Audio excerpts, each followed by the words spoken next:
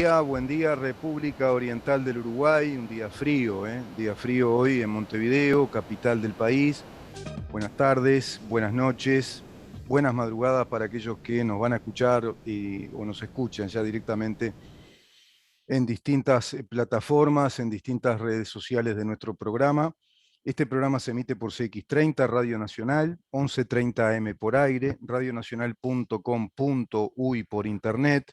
Estamos en Facebook, en donde estamos, así es el nombre de nuestro programa, en Twitter, @en donde estamos, por Instagram, en donde estamos Uru, y nuestro canal YouTube, Mirá en donde estamos. A este canal te podés suscribir, es gratis, y ahí vas siguiendo cada una de las noticias, cada una de las notas, de las columnas que editamos con el equipo de edición de CX30 Radio Nacional, perdón, y por supuesto de Libertas, nuestra organización, que es la que propone, la que produce, la que articula todo este trabajo periodístico para que podamos salir al aire. Mirá en dónde estamos.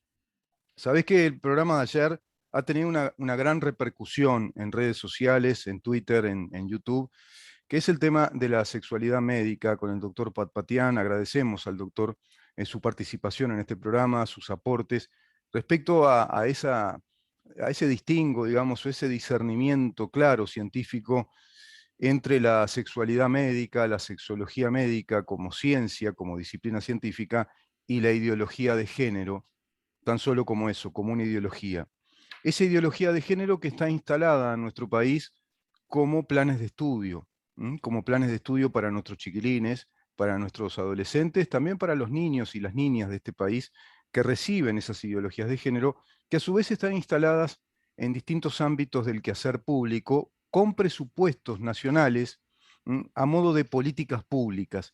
Ese es un tema enorme que yo quiero tratar en su momento, no es el día hoy, tratar con diputados y ver en qué consiste esta reforma educativa tan mentada que nos dice el gobierno, si acaso ese tema está en cuestionamiento, no está en cuestionamiento, si eso no se cuestiona, si se plantea que es necesario que Uruguay como país soberano plantee una educación científica a nuestros niños en todos los ámbitos del conocimiento.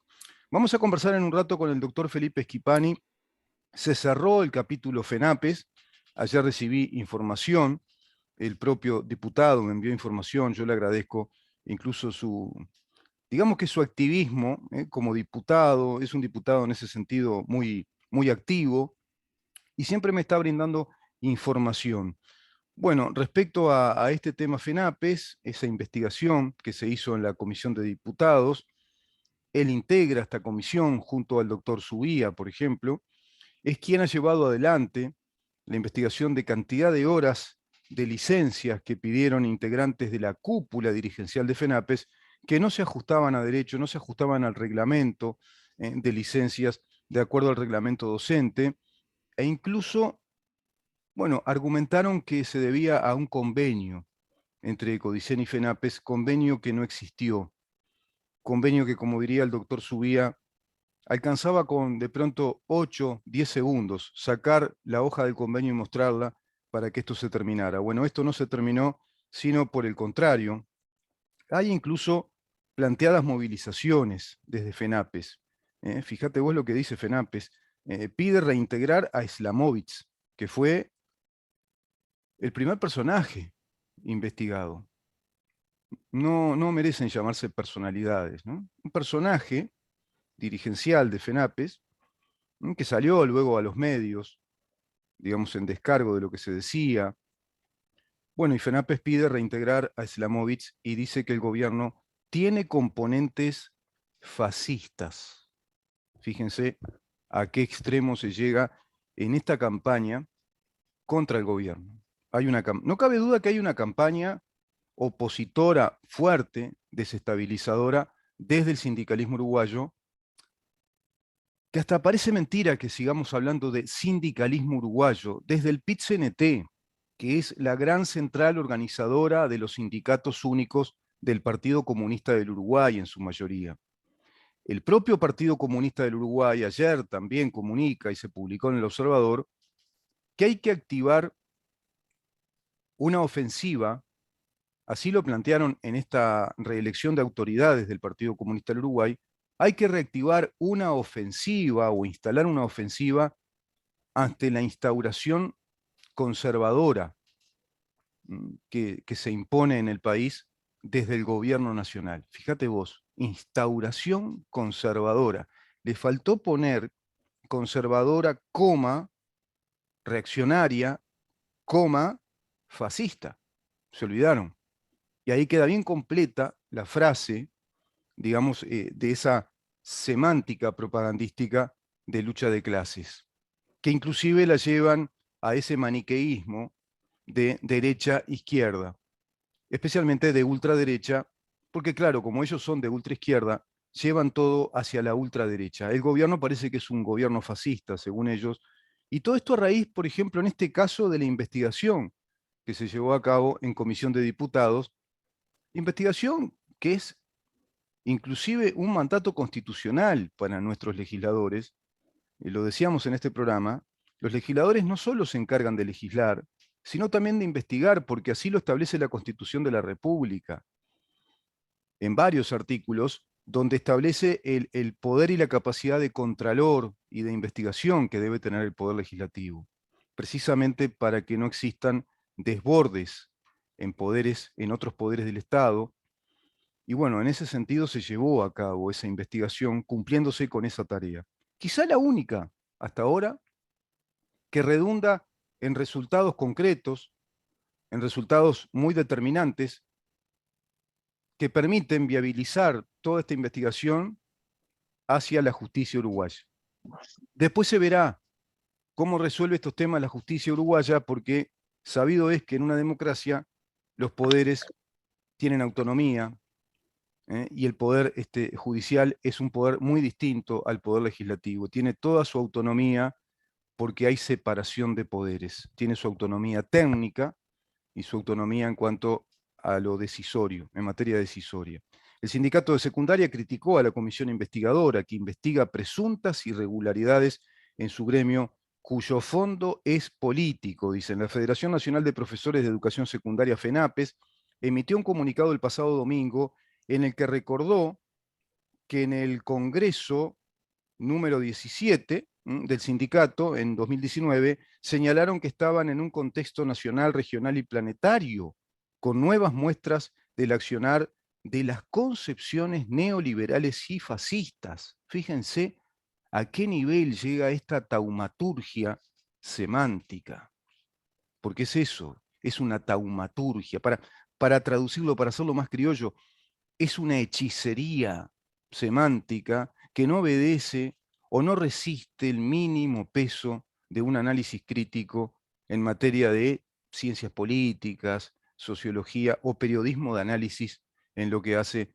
al devenir o al proceso histórico-político de nuestro país y de nuestros países.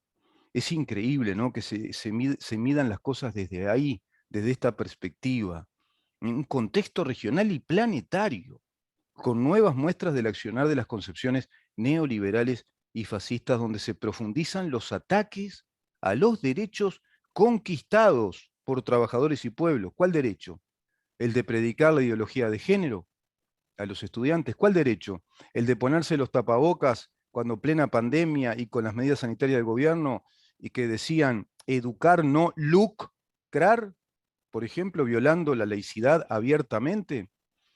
¿Qué derecho? ¿El de pedir y pedir horas de licencia que estaban por fuera del reglamento? Está con nosotros el diputado por el Partido Colorado en su columna de los martes, a quien agradezco una vez más su presencia, con quien, bueno, entramos en conversaciones muy interesantes, profundas, muchas de ellas, porque él precisamente profundiza en estos temas, el doctor Felipe Schipani. Gracias por estar, Felipe. Buen día, Rubén. Un placer estar conversando contigo y con toda la audiencia del programa. Bueno, este es el panorama, ¿no? Hice una introducción.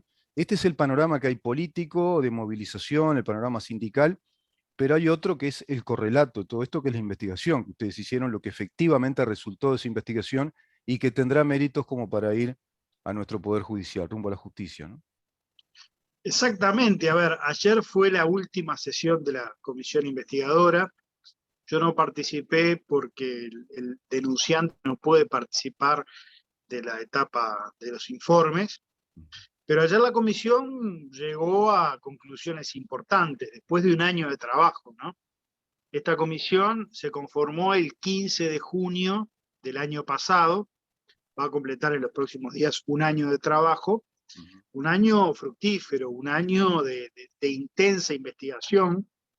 Nosotros citamos a declarar a la comisión investigadora 107 personas, comparecieron finalmente 33, recibimos muchísima documentación, hay más de 6.000 fojas que conforman el expediente de trabajo de la comisión investigadora, y podemos arribar a algunas conclusiones, algunas comprobaciones, producto de la prueba.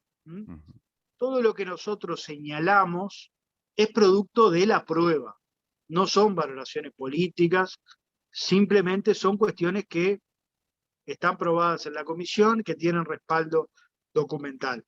Quedó absolutamente probado de que el convenio famoso que se invocaban no existía. Lo dijeron todos los que pasaron por la comisión. Las ex autoridades de secundaria, las actuales autoridades de secundaria, toda la jurídica de secundaria, todos los inspectores y directores que dieron su testimonio señalaron que no conocían tal convenio, de modo que eso quedó absolutamente probado. Y la relevancia de probar la inexistencia de ese convenio es lo que transforma a los certificados presentados en varios liceos de todo el país, los transforma apócrifos, los transforma falsos, porque recordemos de que esos certificados que tenían el membrete de FENAPES, que tenían la firma del presidente de FENAPES, invocaban el convenio entre el CODICEN y la Coordinadora de Sindicatos al amparo del artículo 7010. Y ese certificado que se presentaba a los directores de los liceos era lo que habilitaba a que estos directores justifiquen esa inasistencia. Quedó probado también que todos los directores justificaron de buena fe. Nos lo dijeron todos los que comparecieron en la comisión, con planteos razonables, porque si a ellos se les presentaba un convenio que decía que se podía faltar, se les presentaba un certificado, que tenía el membrete, que tenía la firma de las autoridades del sindicato, había una apariencia de verosimilitud. Claro. O sea, los directores de buena fe, como dijeron todos ellos, justificaban esa inasistencia. Entonces, allí, Rubén, es donde se produce lo que nosotros entendemos que puede tener relevancia penal, es el fraude. Es, a través del engaño, la obtención de un beneficio indebido. En este caso, a través del engaño de los directores presentando sus certificados, la obtención de esas horas que se cobraron y no se trabajaron. Hay además otros hechos como implicando además, disculpa que te interrumpa, Felipe, implicando además la falsificación de un documento, ¿no? Bueno, exactamente. La falsificación material en este caso, porque es armar un documento que remite a algo que no existía. Ese es el segundo capítulo de cuestiones que pueden tener relevancia penal, la falsificación documental, clarísimo. Y después está la otra responsabilidad, que son de las autoridades de la época, que estaban en conocimiento de estos hechos, porque en el año 2017 la directora del Liceo de San José, Miriam Arnejo, plantea el tema en secundaria, se arma un expediente, la jurídica de secundaria informa de que no había convenio, de que no se podía justificar esa falta porque no había norma que la ampare, y pese a ello, las autoridades de secundaria buscan la forma de justificar esas inasistencias a Islamovich. El tema lo plantea el sindicato en negociación colectiva. Además de eso, plantea una larga lista, ¿no? que en aquel entonces adelantó Celsa Puente en las famosas actas. Recordemos que en esas actas del Consejo de Secundaria, a las que accedió la comisión investigadora, por parte de Landoni, ex consejero de secundaria, se habla de que hay que trabajar estos temas con cuidado para no exponer a los docentes al escarnio público, pues deberíamos protegerlos.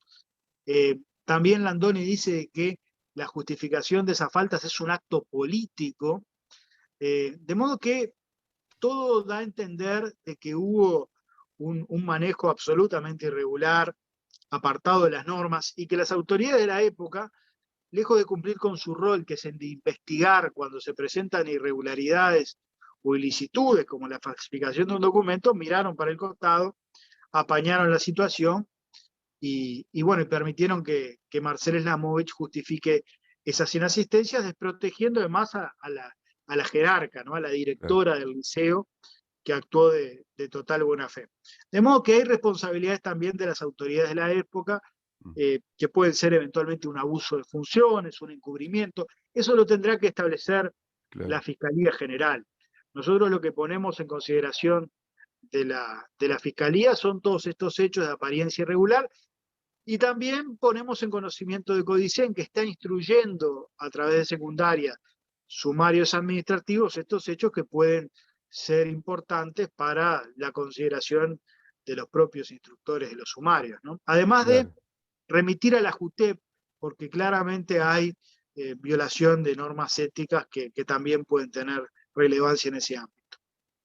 O sea que ustedes recogieron entonces una enorme cantidad de pruebas, digamos, de elementos probatorios que van a tener fuerza en el Poder Judicial, no les cabe duda. Y esto evidentemente tiene un componente judicial muy importante, tiene presuntos componentes penales. Presuntos decimos porque esto lo define la justicia, ¿verdad? El Poder Judicial es el que va a tomar esa decisión, no le compete a diputados. Diputados lo que hizo es una investigación, como bien explicás. Esa investigación tiene más de 6.000 fojas, un año prácticamente de investigación, con estos temas muy puntuales, muy delicados, que contravienen totalmente las normas, es decir, lo jurídico, pero también lo moral y lo ético en política, ¿no? Que Landoni diga que no se someta a escarnio a los docentes y tapar bajo la alfombra es una actitud totalmente antagónica respecto a lo que tendría que ser una actitud transparente y republicana, ¿no? Sería todo lo contrario lo que hay que hacer. Justamente es transparentar situaciones tan malversantes, tan deshonestas para con los dineros públicos y para con la función esencial de educar, ¿no? De llevar a cabo una tarea educativa, nada más y nada menos.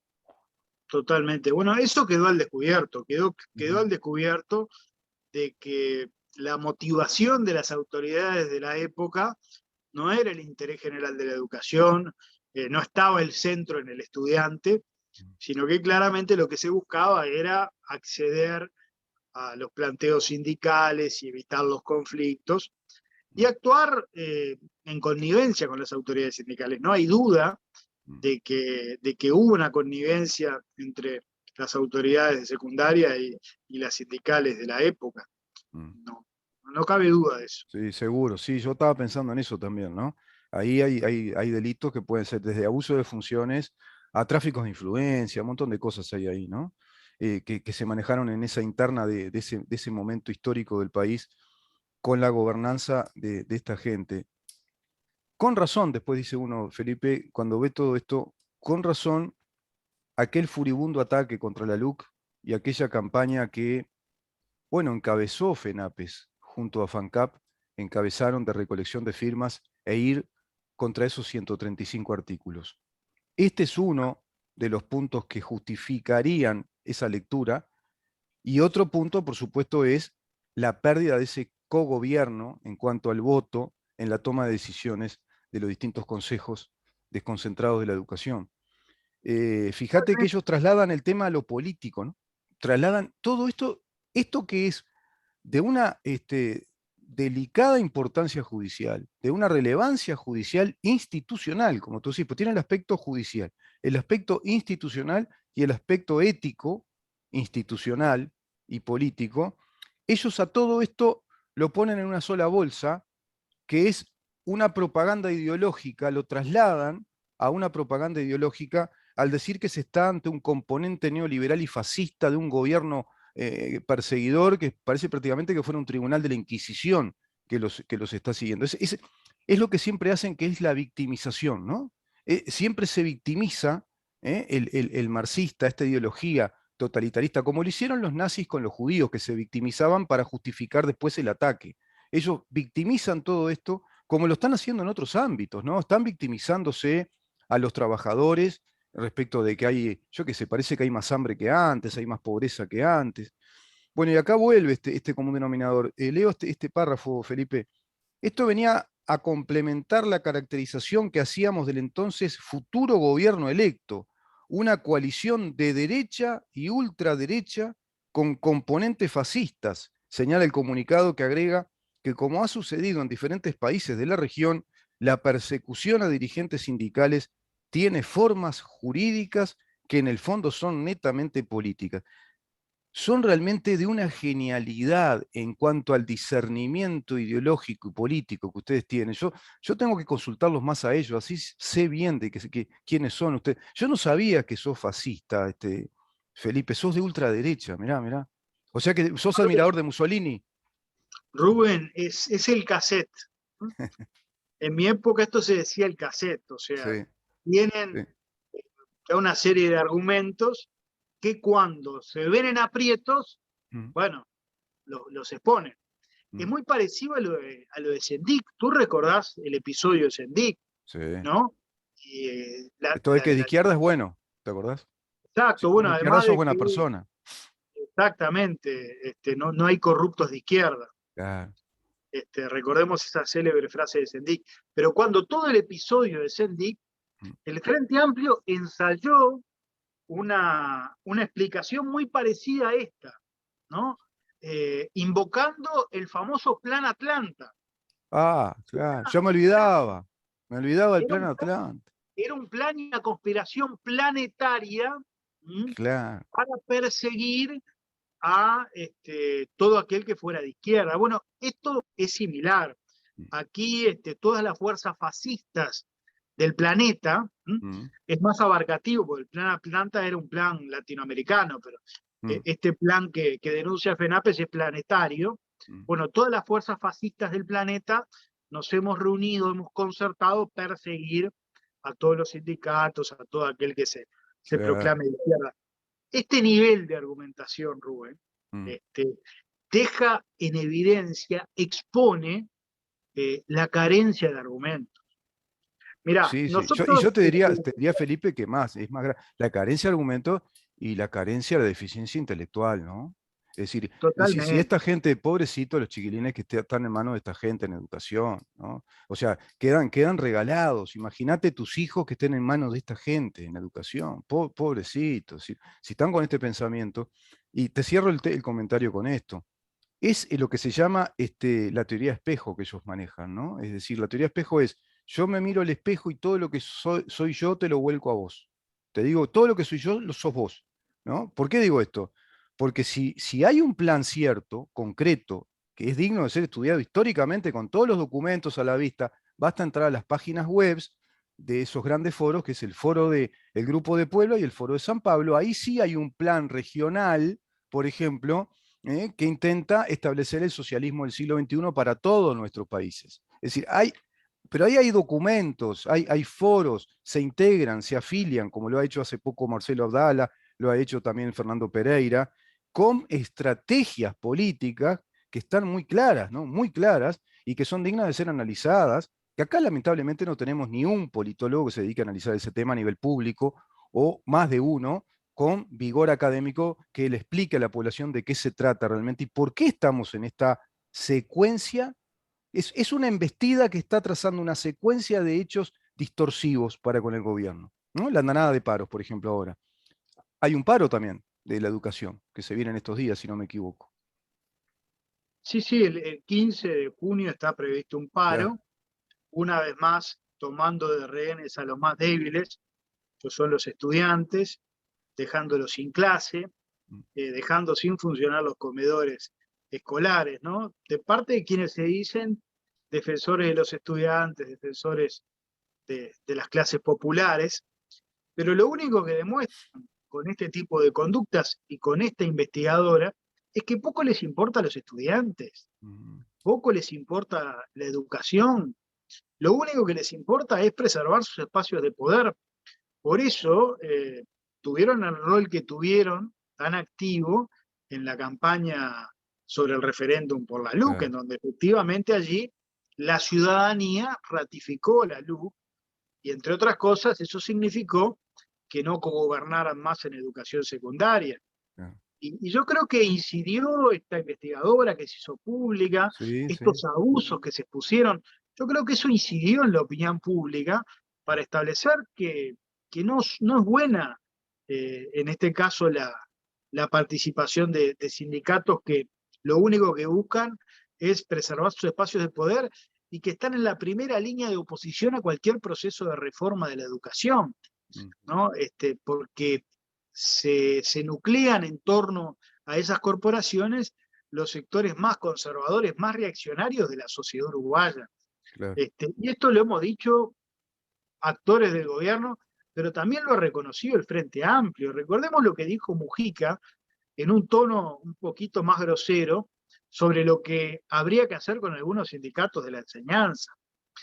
Han estado en la vereda del frente a todos los gobiernos que han esbozado algún cambio, alguna transformación en educación. Le hicieron la vida imposible a Rama en la década del 90. Ujú. Le hacían barricadas para que no entren las bandejas a las escuelas, le ponían vidrio molido a las bandejas en un claro boicot.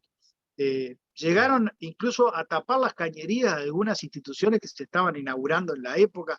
O sea, los sindicatos de la enseñanza y particularmente FENAPES, bueno, han tenido una trayectoria Mm, clara de oposición y de enfrentamiento a todo proceso de transformación de la educación.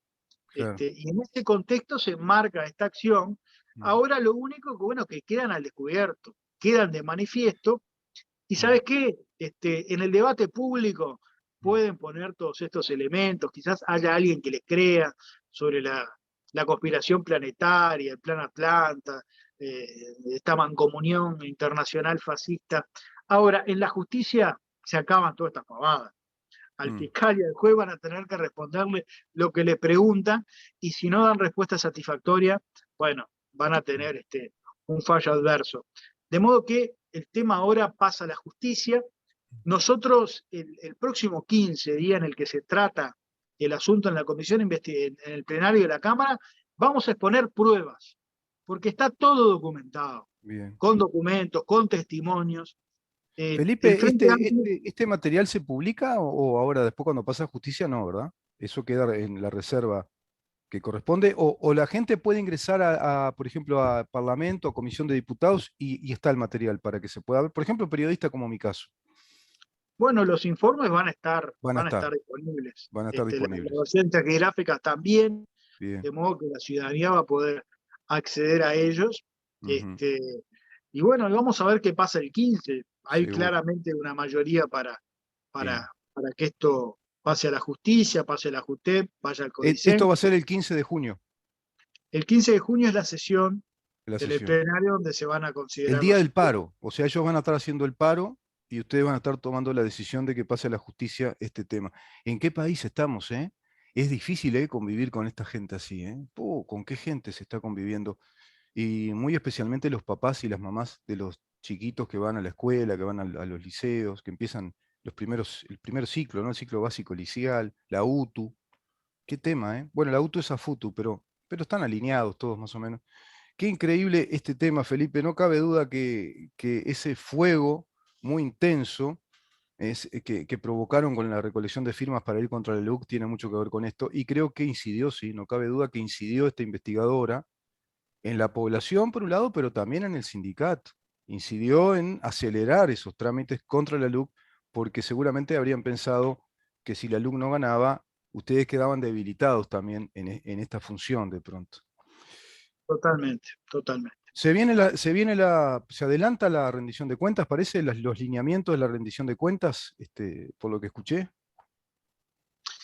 El propio presidente de la República ha dado los lineamientos de la rendición de cuentas, que están alineados a lo que en su momento desde el Partido Colorado planteamos, lo Ujú, conversamos aquí en el programa.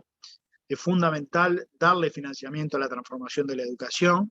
mm, Se requieren determinados recursos para el año 2023, para el año 2024, mm, y hay un compromiso del gobierno que mm. parte del propio presidente para que este año sea el año de la rendición de cuentas de la educación. Y tiene que ser el año de la educación, de la reforma. Felipe, ¿te parece en la próxima conversar? Habíamos quedado contigo de hablar, habíamos hablado del pasar los liceos modelo, ese modelo que se está aplicando de a poco también, que está incluido en esta reforma educativa. El tema de la transformación de la formación docente al ámbito universitario, que tengan rango universitario a nivel universitario, ¿cómo va a ser eso? Y el otro gran punto que se pregunta a muchos uruguayos es el contenido de los planes de estudio, o sea, el contenido de la currícula. ¿Cuáles son las materias? Según, ¿no?, el ciclo básico liceal, por ejemplo, para UTU, para liceo, en las distintas orientaciones, y los contenidos temáticos de esa materia va a ser fundamental en esa reforma educativa. Y por supuesto que cambia la metodología, ¿no? Cambia la metodología, la didáctica y la pedagogía, adaptándose a los tiempos. Creo que se va por un modelo muy parecido al modelo escandinavo, de trabajo en equipo, en grupo, grupos de trabajo, con una interacción, incluso sincronizando materias, ¿no? Es decir, integrando materias de Exacto, conocimiento. ese es el camino. Perfecto, Felipe. Sí. No, Con decime, gusto decime. hablamos en próximos programas sobre este tema, que es un tema trascendente, o sea, se nos va la vida como país en iniciar el proceso de transformación educativa, Sí. y bueno, en eso está comprometido el gobierno. Muchísimas gracias, Felipe. A cuidarse del frío, que tengas muy buena jornada en el día de hoy. Muchas gracias, Rubén, un saludo para ti y para toda la audiencia. Doctor Felipe Schipani, diputado por el Partido Colorado, en su columna de los martes conversando con nosotros. Vamos a una pausa y recibimos luego a otro diputado, el diputado Gabriel Gianoli por el Partido Nacional. Quédate ahí.